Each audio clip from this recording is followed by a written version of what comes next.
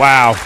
One of the most powerful films you're going to watch this year, and I encourage everyone to watch it. It's called American Skin, and I had a chance to watch it, and listen, I want to put DB on for our next guest who stars in this movie, director. He's a writer. He does it all. The one and only Nate Parker. DB, can you run down a list of his accomplishments? Of course I can. I mean, he's accomplished actor and filmmaker, like you just mentioned. I mean, you've seen him in Beyond the Lights, Red Tails, The Secret Life of Bees, and of course, he, when it comes to getting putting your acting skills to the test, I don't think anything could be greater than The Great Debaters, where he was alongside Denzel Washington and Forrest Whitaker, and of course, The Birth of a Nation, which he wrote, directed, and starred in, which broke records and got a lot of acclaim. And then now he's back with his new film, which is stirring up a lot of conversations and is very timely considering everything that's happening right now in our country. And he wrote, directed, starred in. I mean, he's doing everything behind the scenes and in front of the camera. And if Spike Lee puts his stamp on it, then you know it's got to be something special. So please welcome him to the show, Nate Parker. There it is, Nate Parker. Hey! What up? Nate, What up? welcome. So happy to be here. Love y'all. Nate, it's been a long time. Been a long time coming, man. What did I do? What did I say? Man, brother, I've been in line. Waiting my turn. I'm like, when am I going to be on Sway? When going to be my turn? I appreciate you having me. Oh, absolutely, man. How you been? Oh, man, I'm fantastic. So blessed. The world's upside down, of course, but thank God I'm safe, family safe, healthy. It's very trying time. So I feel blessed, man. I have no complaints. Okay, Nate Parker, how does it impact you to know that today is the inauguration, and Heather B just informed me that Mike Pence has showed up to the inauguration? Does that mean anything to you, Nate Parker? Well, I heard you were talking in your interview before. There's a lot of work to do in this country. I think that we're in a position of where we can really, hold America accountable, and having, Kamala Harris, who I'm so excited about, being in a position where, we can bring a lot of these issues to her, and through Biden and through this administration, have some level of representation that is better than what we've had. I think it is encouraging. Of course, we have our work to do. In our community, we have to play our part in changing our narratives and holding people accountable. But as you said in the interview before, let's see what the day looks like, but recognize that a lot of the freedom we seek in our community is going to come from our actions. It's going to come from our actions, and it's going to have to happen locally. Like, there's not one president that's going to save the day, that's going to save your every day. Nate Parker is here, man. I'm curious, real quick, before we go into this movie, how did you go from wrestling to film? Like, what was that that definitive moment? Well, like so many other brothers, athletics saved my life. I grew up in Norfolk, Virginia. Grew up in a project called Tidewater Park Projects, and my only goal was to escape. How do I get out of this situation? I had this kind of great escape in my mind, how to get out, and sports became the opportunity for me. But it wasn't until I got into school and started studying African American history and African history that I realized that, the blessing of being able to escape the community wasn't in the escape. It was in the escape and getting the information I needed to come back and help my brothers and sisters navigate the space in a way that was easier than mine. So, sports was my way to my education, and then that education was, really got me into the activism that I try to represent in my art today. Okay, Nate Parker. We're gonna do a series of interviews. This is just the first one. I can't wait, bro. I can't wait. Let's just the first one. I'm gonna jump into the film because there's a lot to unpack. I mean, I sat and watched the film, and I took so many notes, and it was like, you know what? Let me stop taking notes and just speak. And I read that in 2014, you went to Ferguson, Missouri, during the protest over the killing of Mike Brown, and this experience. Okay, talk about how that experience inspired this movie. Well, that experience actually started with, in 2013, I got custody of my nephew. His father was in prison. My sister needed help. And so, I take this, 13-year-old young man from Norfolk, Virginia, where I grew up, and brought him, here thinking I would be putting him in a situation where he'd have much more opportunity to have a safe space to get his education. You know, as we know, so many of our communities are broken. I know you're from Oakland, you know, and I've done some speaking in Oakland, and you know, Dr. King talks about it as being two Americas. When it comes to education, so many other, you know, elements of how we are nurtured and nurture our children. We're just in a situation where we don't have equity and equality or power.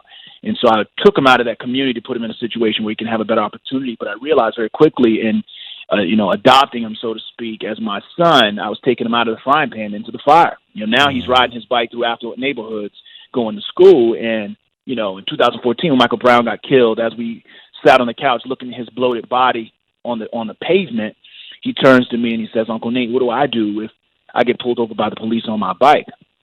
And, you know, you would think the quick answers would be the right answers, right? You know, I was like, well, you know, if the police is following you or something, just call me. Wherever you are, I'll get there. But then I was like, you know, don't reach for your phone. Don't do that. Just slow down, you know, very carefully. Put your feet down. Put your hands up. Turn to the officer so he can see your baby face. He can see your humanity. No sudden moves. And I'm looking at my nephew as I'm talking to him, and he's looking at me like I'm crazy. He's like, man, like, and I realized in that moment I was traumatizing him.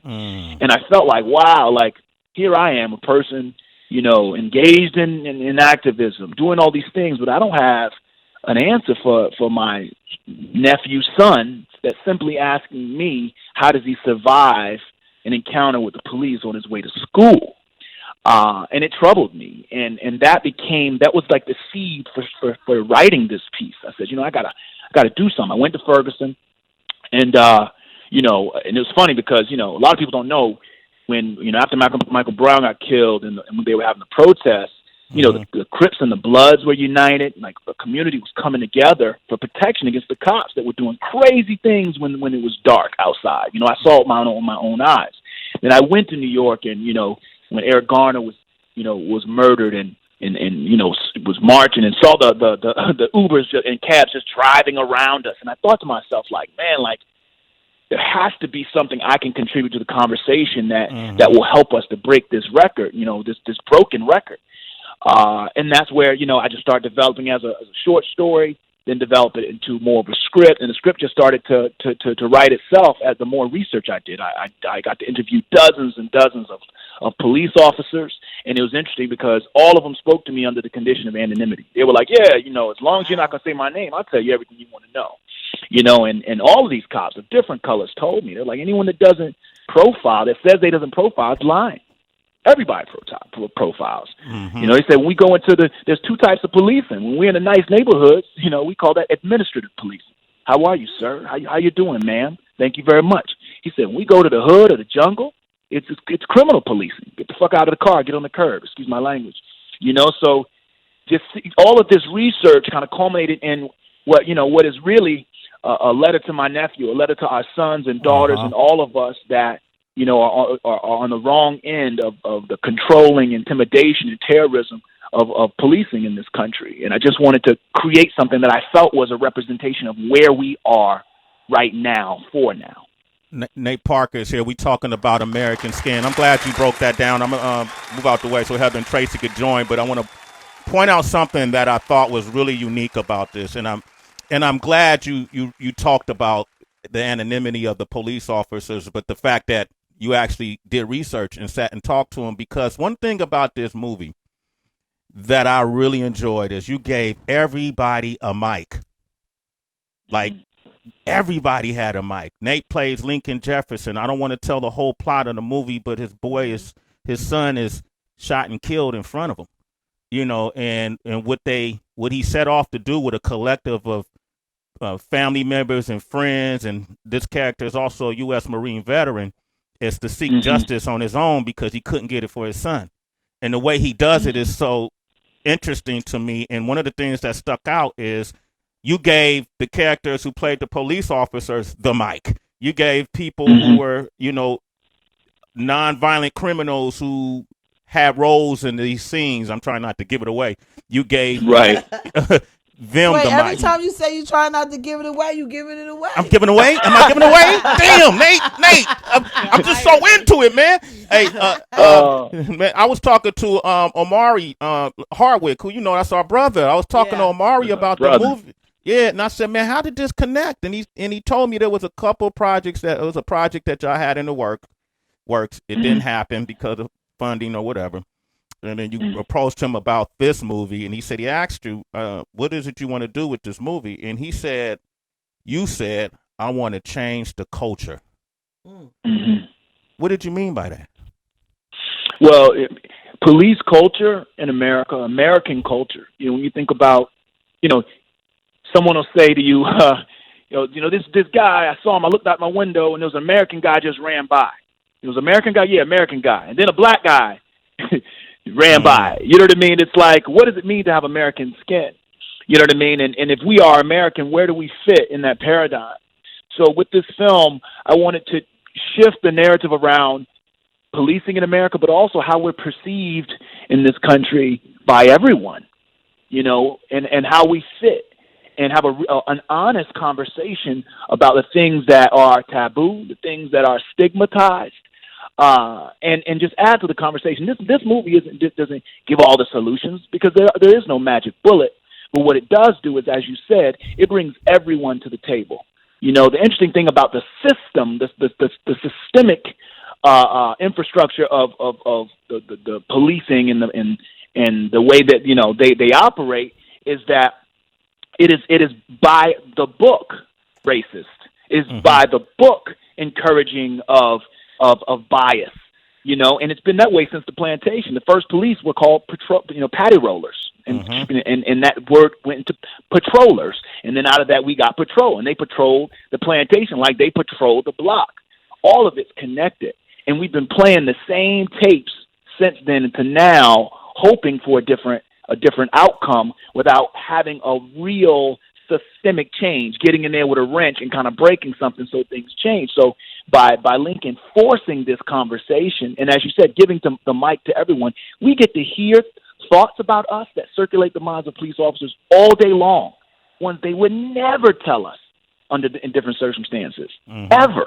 They kill one of our babies, what do? They go back home and they wait for their superiors. They sort out what they're going to say, and then 2 weeks later, we're waiting for for them to comment. Then they come, oh yeah, well, so when we talked about Michael Brown, he looked at me and they were like a demon in his eyes. Like, what are we talking about? Everyone else had to give their statement on the day. Yeah.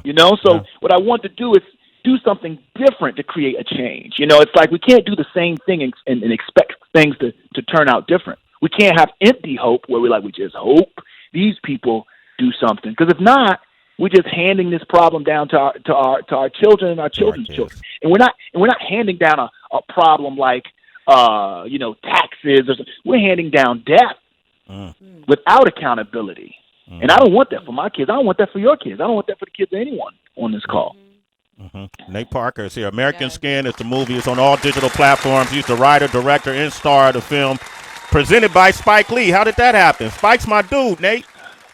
Man, Spike is my brother. It's an interesting thing as an artist, and especially for us, when you're a black artist, when you're just a black person in the United States, it feels like you have to reinvent the wheel with every new generation. You come to the game and you have to start from scratch. We're not always afforded, nepotism or relationships or opportunities because we know someone higher up, or because the CEO of the company's nephew's cousin's brother went to school with us. We're not always all given those opportunities. So to have someone like Spike that is always asking me what I'm doing next, what I have going on, how am I feeling about the world, what's my art saying to me, what is my message I want to put out.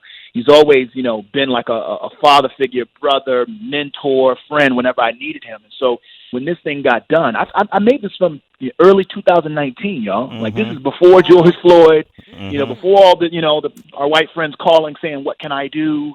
Can't believe it's so bad. It's been bad, so making this film even back then and calling Spike and saying, Spike, I made something, I cobbled the money together. It's something I think is important for us. Will you watch it? He said, bring it to New York. I flew to New York, got a theater, screened it for him and my very close friend, Steven Soderbergh.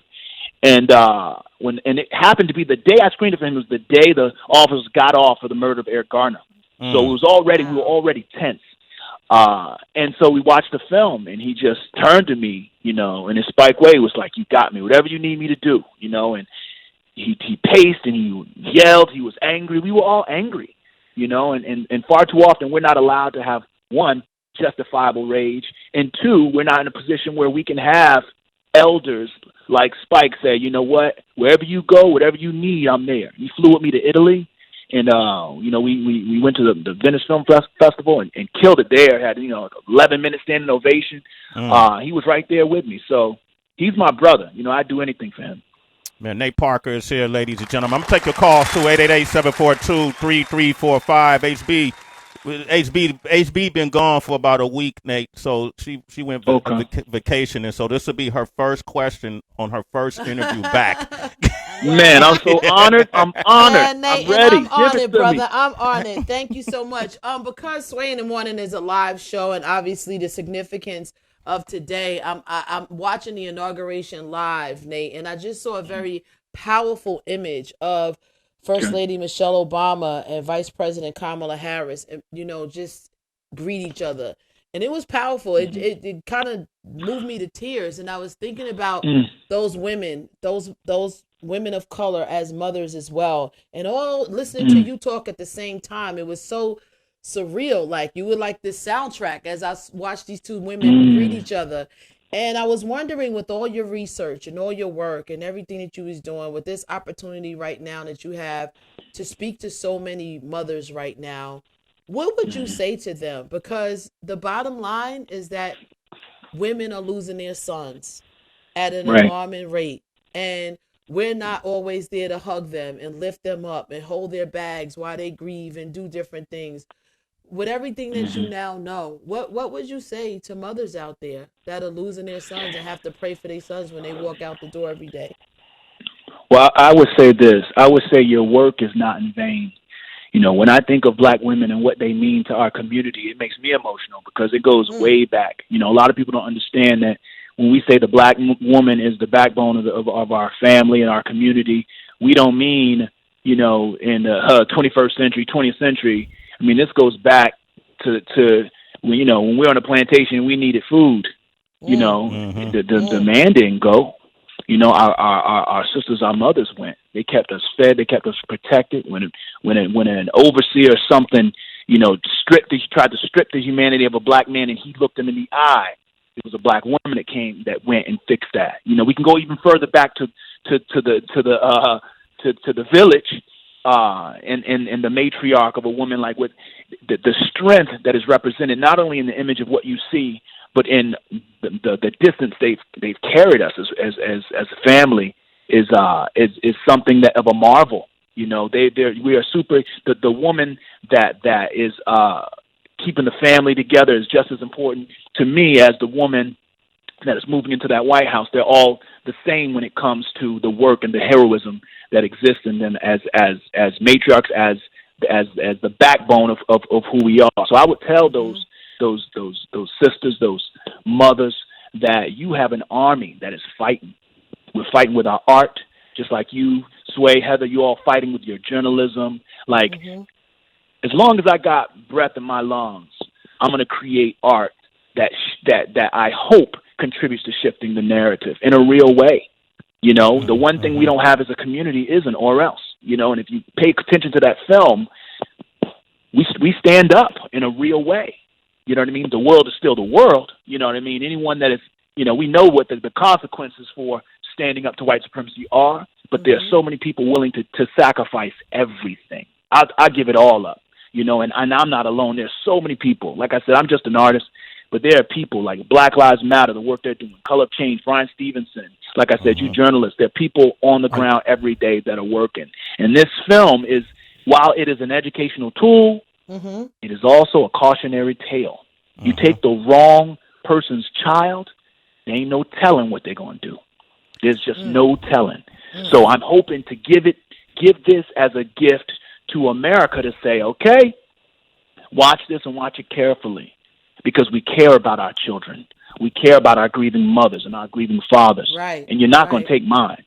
So take this as food for thought. Take it as a cautionary tale. Take it as preventative maintenance. Because for those women because right now, Michael Brown's mom, she may not even be listening to this interview, but she's thinking about her son. Tamir Rice, right now, Tamir Rice's mother, wherever she is, she might not be able to get out of bed today. Ooh. Trayvon Martin, like Breonna Taylor's family, right now. Wherever they are, you can bet. You set your alarm for 3 o'clock in the morning tomorrow, there will be a mother, many mothers and fathers, grieving for their child that's gone. And all they were told was it was nobody's fault. Those days are over.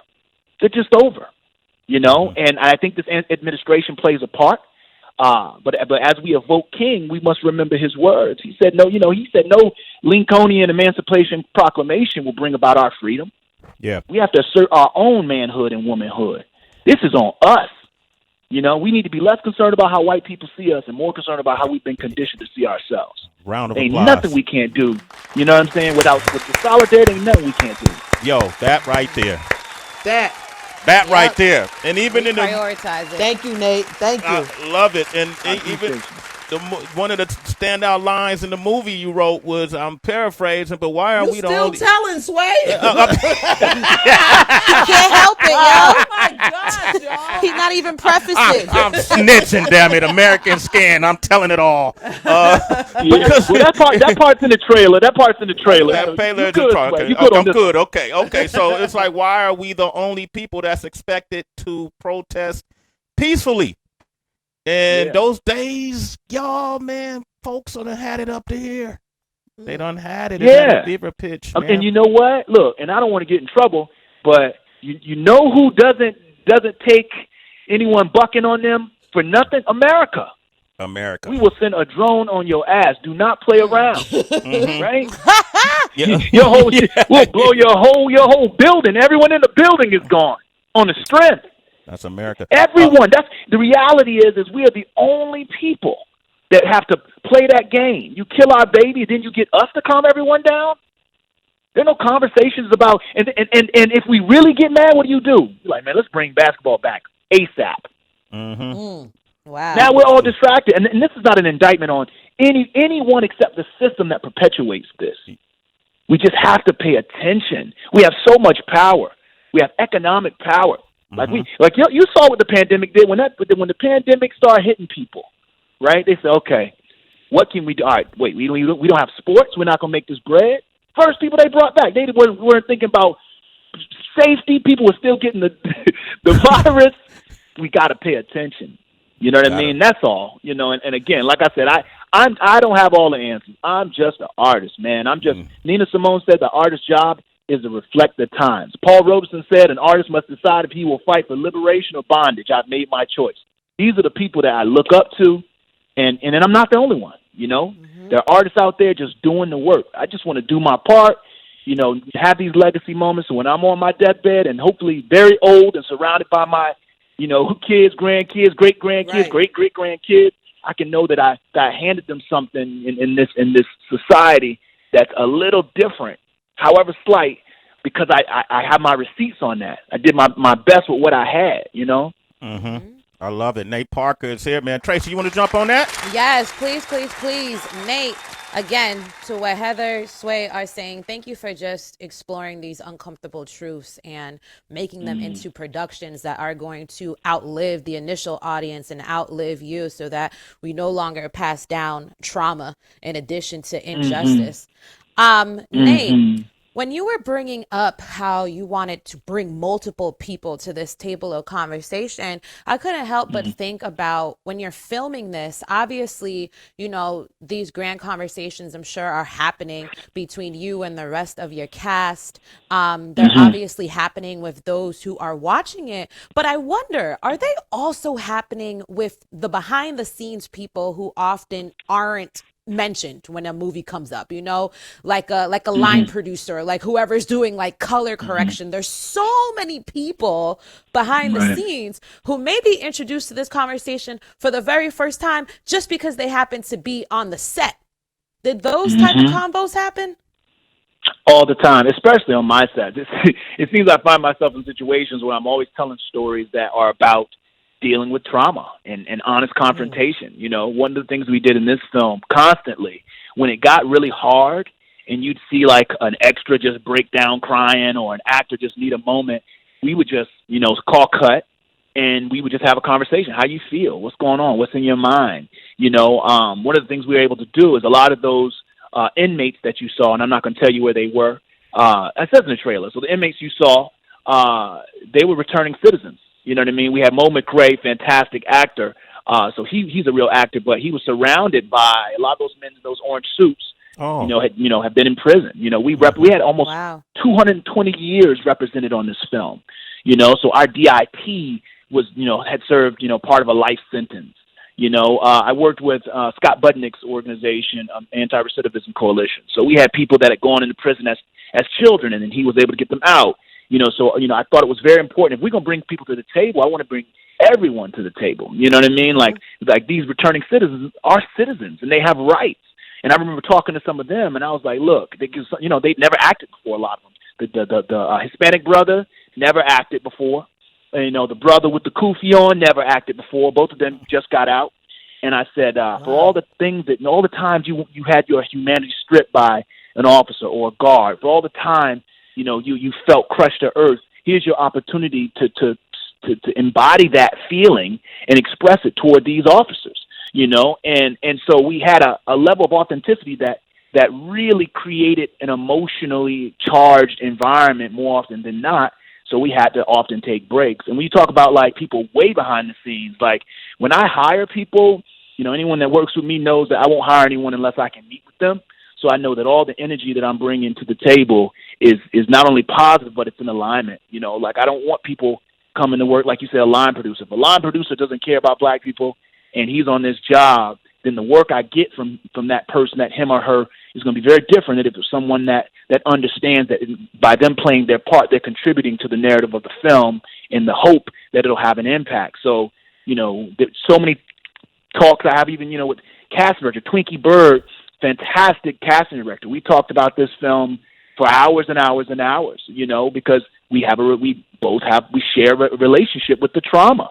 Mm-hmm. That with being in this country, whatever the job we're doing. So it's a fantastic question, because a lot of the people that contribute the hours into the project, they never get seen, they never get heard, and no one really asks how they feel or were they in alignment. But we were very, very blessed to have a group of people all throughout the film, in front of the camera, behind the camera, even our investors, producers who were understood like this is bigger than a moment, this is bigger than box office or any numbers. This is about getting this thing in front of people so we can really face this down and break this bondage. Nate Right. Parker, come on, man. American Skin, great question. Tracy G. Nate, I got callers, bro, and we got to go through a couple. I know you got to go. I know your time is limited, but they've been waiting patiently. That's good, brother. I've been waiting to get on with you, brother. I'm good. That's what I thought. Give me my Sway time. I'm gonna get on cool, Sway, man. Yo. Shout out to your press department. Let them know. Yeah, they know what it is. All right, Jasmine is in Iowa. Grand Risings, Jasmine. How are you? What's up, Hey, Jazz? Jazz. Good. How are you? Doing well. Say Hey, hello to sister. Nate. So to Nate, I just wanted to say that I really love the movie, and I also seen Birth of a Nation while I was in college, and it was the semester after I took an African American religion course, and there were certain things that I took away from that film that I didn't even take away from that course. So thank you for that. I also want to say that I really love the new movie and the way that you have the courage to like create films that make people uncomfortable, but still promote, images that they need to see. And I just also love the way that you showed the perception of those that are grieving. It's kind of like the idea that we try to get people to understand when we have these back and forth debates about race, and it's like talking to a brick wall, but I feel like you really laid that out very nicely. Thank you, sister. I appreciate you. I really appreciate you, and thank you for those kind words. Jasmine, thank That's you for real. your call. Jasmine, you got a Thank way you. different vocal tone than I've been getting from Nate all morning. But Keep that, right? I got nervous. Oh no, that's Nate humble. That's all. Just Oh, okay. I was like, humble, wow. brother. Jealous. I was like, That's look all. at the range. No, I was humbled. That's all. Jasmine, you a citizen. Wait, hold up.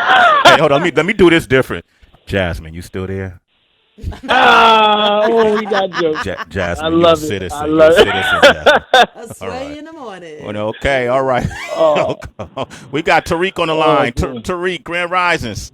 What's Man, up, peace, Nate? peace, love, and happiness all day. Hella from Oh, Queens. all right, Peace, love, and Queens, Hey. get the happiness. money. All Hey, right. hey, for Nate Parker, man. Hey, I just watched the film last night. Amazing, amazing, amazing film. I mean, that narrative needs to be talked to, and it hit me special because I'm a Marine. I'm a Marine. I served in Iraq. I'm not serving in Afghanistan. And you know what I'm saying? And it's crazy because coming home, I come home and I actually came home and noticed the craziness going on in America and the narrative talking about how the black man needs to be able to step down. We need to be invoking peace. And I'm actually overseas, you know what I'm saying, during war. Like, you know what I'm saying? We over here, we defending the country, defending the Constitution, doing what we need to do. You know what I'm saying? I'm serving. But the crazy part is when we have these talks and these conversations about, you know what I'm saying, black people in America and then the discrepancies and the issues that we have to live through. I'm talking about everyday average people. It's crazy.